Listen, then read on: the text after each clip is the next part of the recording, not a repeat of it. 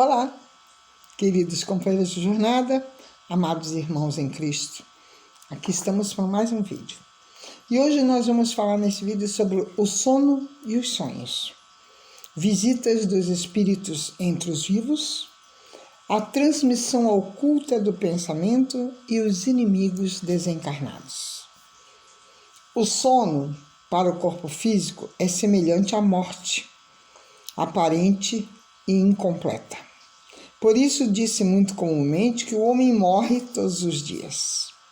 Não obstante estar ligado ao corpo toda a vida, o espírito não está tão escravizado ao ponto de não poder desfrutar de uma liberdade relativa, quando o corpo, não estando em vigília, dispensa a sua presença. Quando o corpo físico dorme, surgem os sonhos, frestas amplas, através dos quais se tem a visão de cenas estranhas do além. Suas paisagens de coloridos bizarros, suas luzes intensas e maravilhosas, seus habitantes e geralmente desconhecidos, tudo isso para o homem.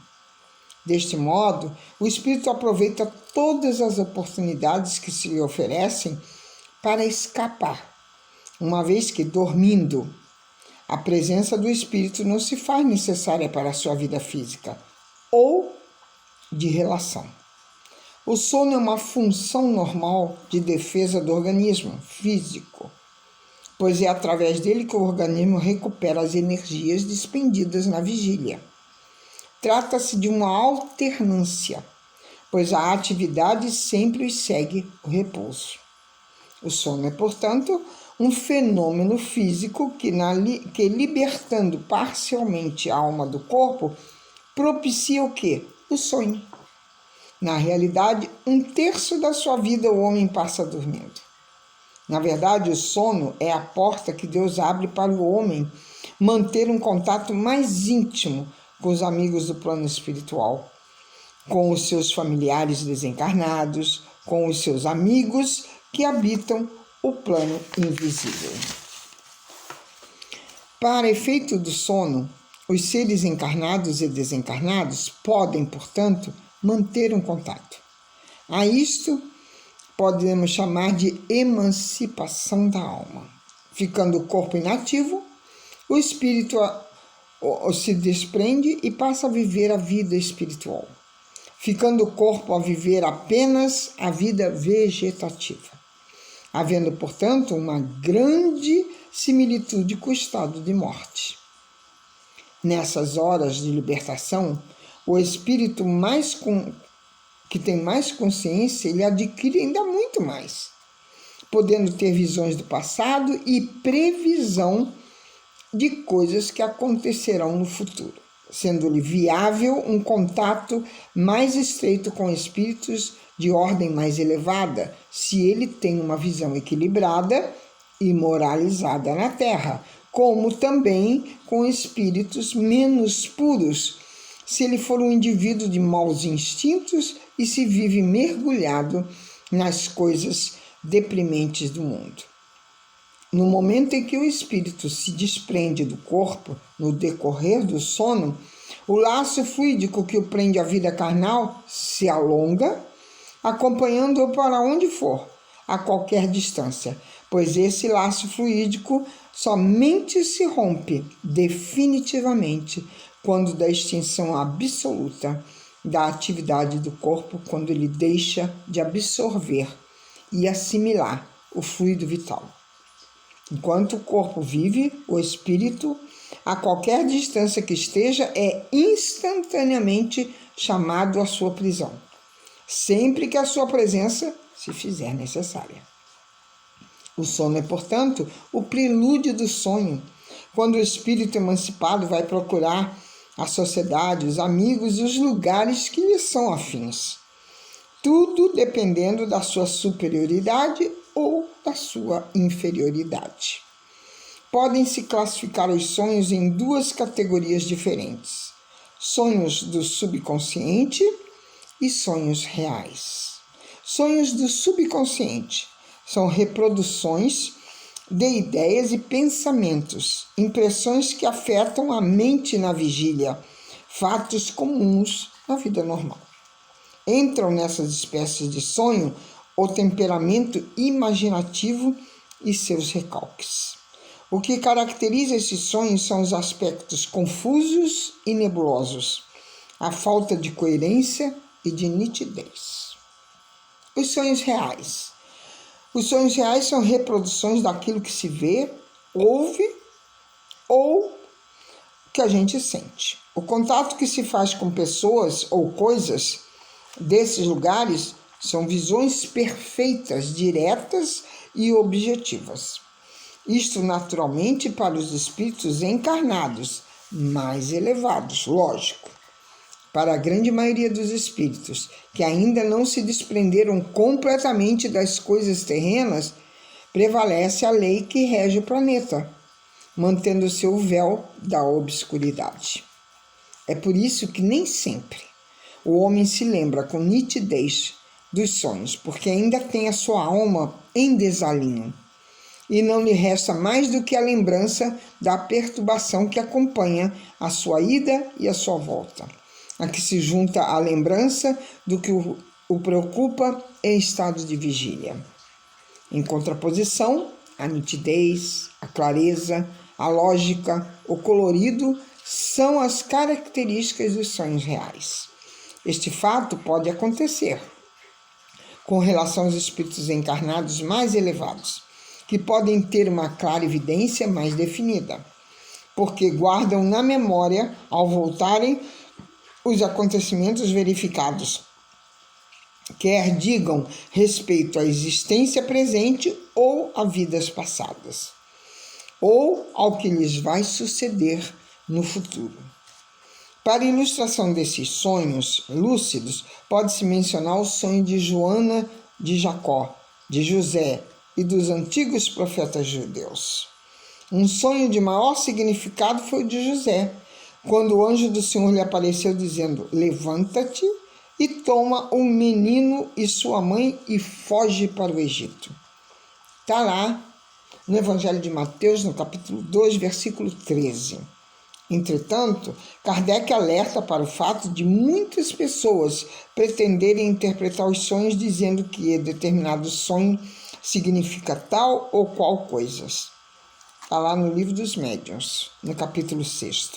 Contudo, aos estudiosos do Espiritismo, um lembrete para se adquirir a faculdade de lembrar-se dos sonhos, o desenvolvimento da mediunidade representa uma grande contribuição, pois o médium educado e consciente merecerá sempre a colaboração preciosa dos benfeitores espirituais. E assim, nós podemos falar agora sobre as visitas dos espíritos entre os vivos e a transmissão oculta do pensamento. Torna-se necessário, em primeiro lugar, saber o que é o pensamento. O pensamento da criatura é o fundamento da ação do espírito sobre a matéria. O espírito é o agente. O pensamento é o meio pelo qual o espírito exerce uma ação sobre o princípio material. O espírito, elemento inteligente do universo, pensa. A mente, campo de consciência desperta, reflete. O corpo, máquina divina, executa. Todo pensamento irradia as características do estado mental que o envolveu, felizes ou menos felizes. Emitindo uma ideia, o homem passa a refletir as que se assemelham, mantendo-o em comunicação com todas as mentes que tenham o mesmo modo de pensar. Da mesma forma que os indivíduos influenciam, eles são influenciados pelos desejos, pela fixação dos seus interesses, emitem e captam certa ordem de ideias em regime de influência recíproca. É nesse regime que, durante o sono, os espíritos se comunicam entre si e as suas ideias, porque são eles que pensam, e assim essas ideias vão surgir em diversos lugares ao mesmo tempo. Portanto, mesmo que a mente do homem não queira, o espírito revela a outros o objeto das suas preocupações. André Luiz compara o pensamento com a eletricidade, tendo a mesma velocidade da luz, 300 mil quilômetros por segundo. O espírito, não estando encerrado no corpo, como numa caixa, emite uma ideia que nessa velocidade atinge logo o alvo, isto é, outras mentes que estejam na mesma faixa de evolução, e também a outros espíritos superiores, quando as ideias são positivas.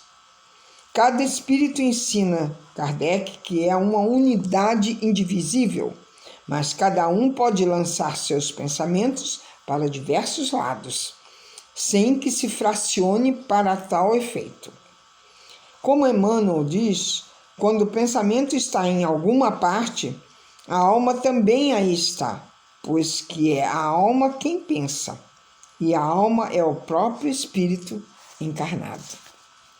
É nesse regime de permuta de ideias que alguns espíritos têm muitas vezes o mesmo pensamento sem necessidade de exteriorização da linguagem falada, porque o pensamento é a linguagem dos espíritos. A força do pensamento e sua consequente influenciação no próprio destino humano constitui uma realidade que ninguém pode nem deve ignorar. O espírito, durante o sono, recobra em parte a sua liberdade, ou seja, ele se afasta do corpo.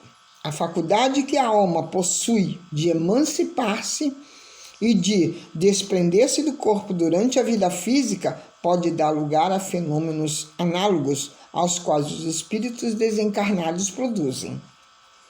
Enquanto o corpo se acha mergulhado em sono ou em estado de vigília, o espírito, transportando-se a diversos lugares, pode tornar-se visível e aparecer a outras pessoas.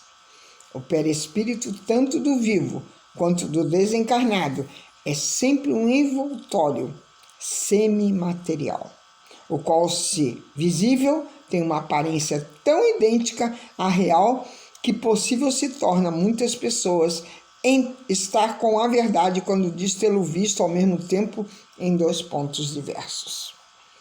Ele, com efeito, estava em dois pontos diversos, mas apenas em um estava o seu corpo físico, achando-se o invisível num outro ponto.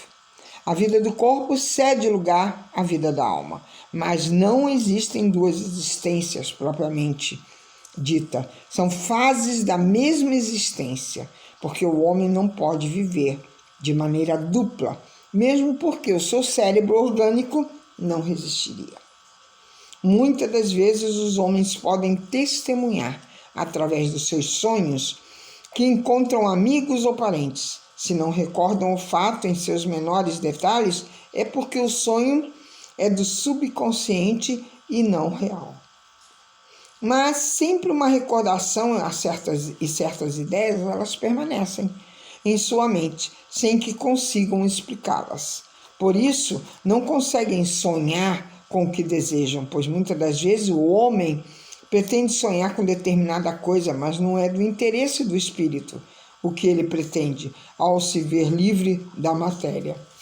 Muitas vezes, ao acordar, o homem sente que esteve em assembleias, rodeado de muitas pessoas, e na realidade ele ali estava sim, porque os espíritos dos vivos podem reunir-se em outros lugares.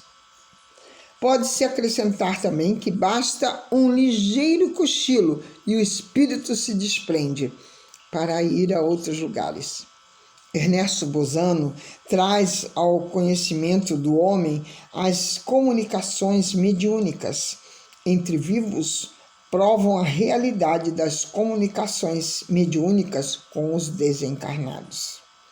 Essas comunicações tanto podem partir de um espírito desencarnado como de um encarnado. Quando a vontade de um vivo atua desse modo, a distância somente o pode fazer em virtude das mesmas faculdades espirituais do desencarnado. Mediante isto é que existem casos de comunicações entre os vivos. O espírito é que está sempre onipresente. Daí se infere que quando um espírito desencarnado se comunica e prova, dando suas informações pessoais que todos os presentes ignoram, já está mesmo o espírito desencarnado.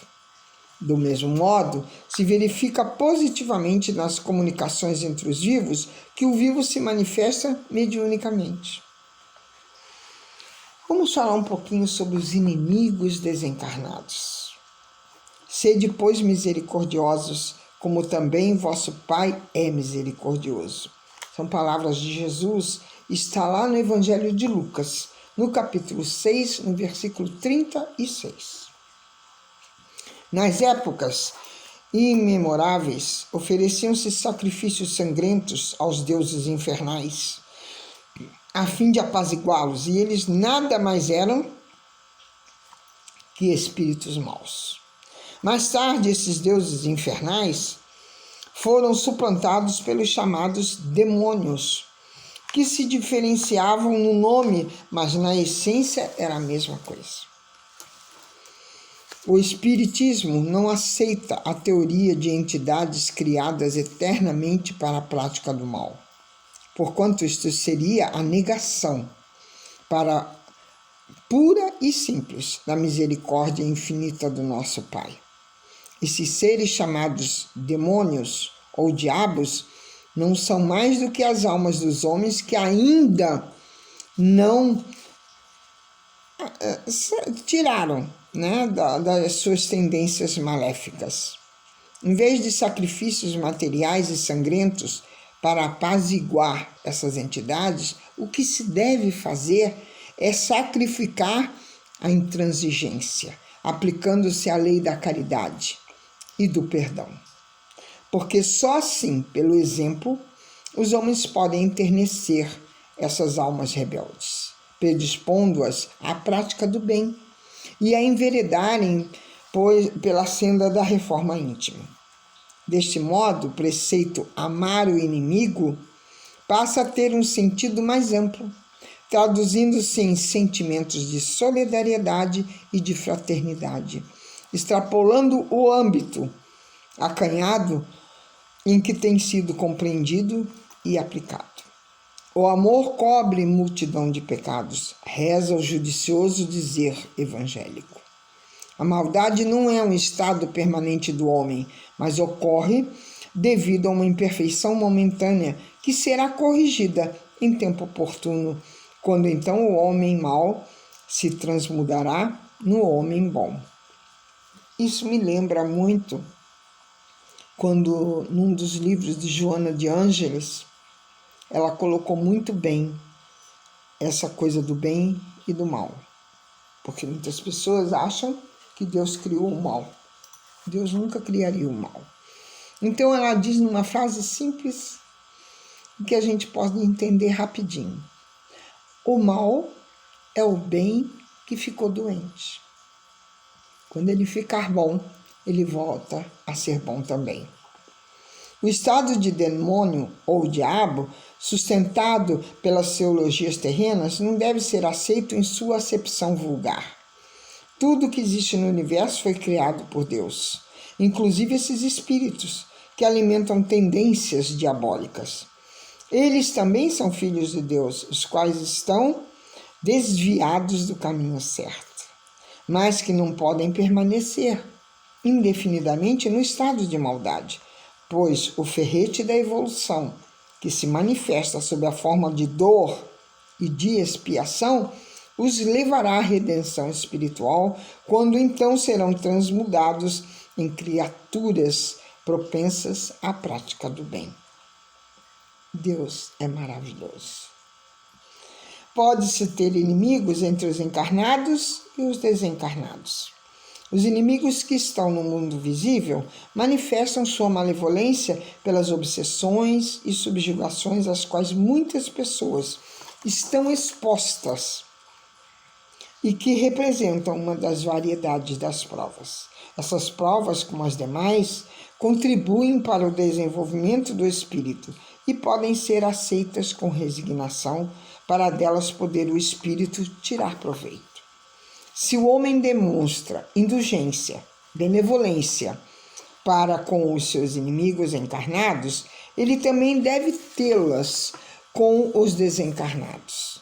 Não havendo perdão irrestrito, os espíritos daqueles que são seus inimigos na Terra, em passado para o mundo espiritual, através da desencarnação, continuarão a ter sentimentos de rancor e de vingança, atuando sobre a vida e mesmo causando-lhe sérias perturbações.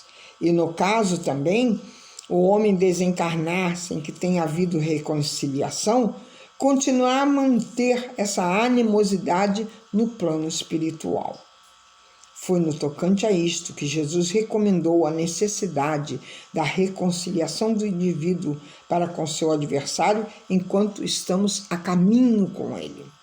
Isto é, enquanto estivermos encarnados na Terra, pois não se fazendo isso, tornar-se-á muito mais problemática a reconciliação futura, se um dos desafetos estiver encarnado e o outro desencarnado.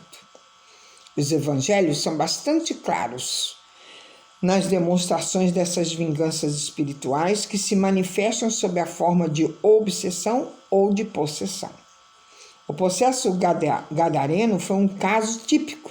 Está lá no Evangelho de Marcos, no capítulo 5, do versículo 1 a 20. Mas existem outros casos, como por exemplo do jovem lunático, que Lucas coloca no seu Evangelho, no capítulo 9, versículo 37 a 45. Da filha da mulher cananeia, que está lá no Evangelho de Marcos, no capítulo 7, nos versículos de 24 a 30. Do possesso de Cafarnaum, que Lucas também coloca no seu Evangelho, no capítulo 4, no versículo 33 a 36. Sem contar o assédio de 7 espíritos sobre Maria Madalena, e que também está lá registrado no Evangelho de Lucas, no capítulo 8, no versículo 2.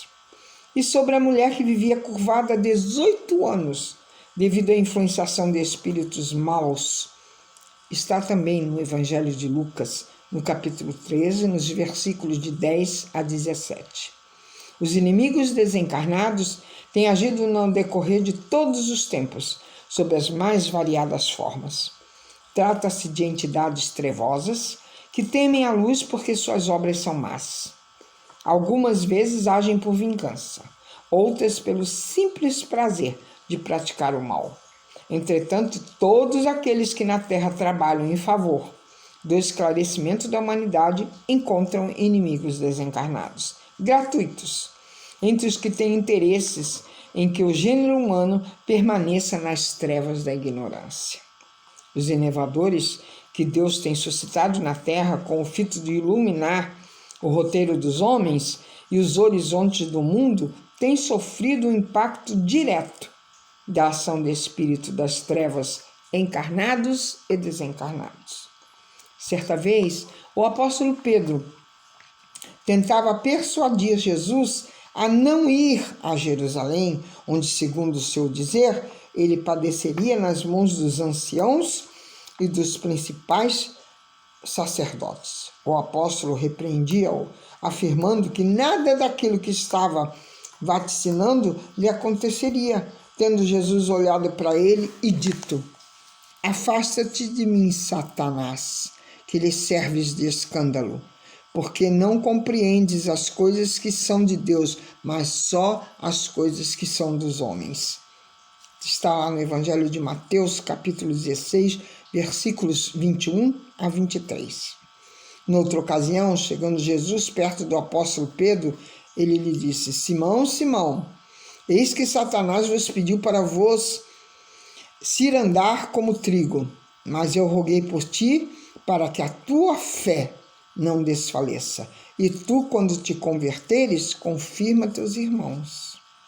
O grande genuflexório da fé, que foi o apóstolo Paulo de Tarso, Na segunda epístola aos Coríntios, ele afirma que um mensageiro de Satanás foi posto a seu lado como um espinho em sua carne, tendo ele orado a Jesus 3 vezes para que fosse afastado dele aquele espírito trevoso. Aqui cumpro elucidar que Satanás é uma figura utópica. Não pode existir qualquer força que se contraponha à vontade de Deus. Trata-se de um vocábulo que significa a personificação de todas as forças do mal. Satanás, Beelzebul, Lúcifer são nomes lendários, pois já se eclipsou na voragem dos tempos, a época quando se acreditava na existência do Deus do bem e do Deus do mal, do gênio do bem e do gênio do mal. Espero que tenhamos entendido esses ensinamentos do nosso Mestre Jesus para que possamos estar mais abertos, procurando errar menos, para nos tornarmos verdadeiros discípulos do nosso Mestre amado. Graças a Deus, graças a Jesus.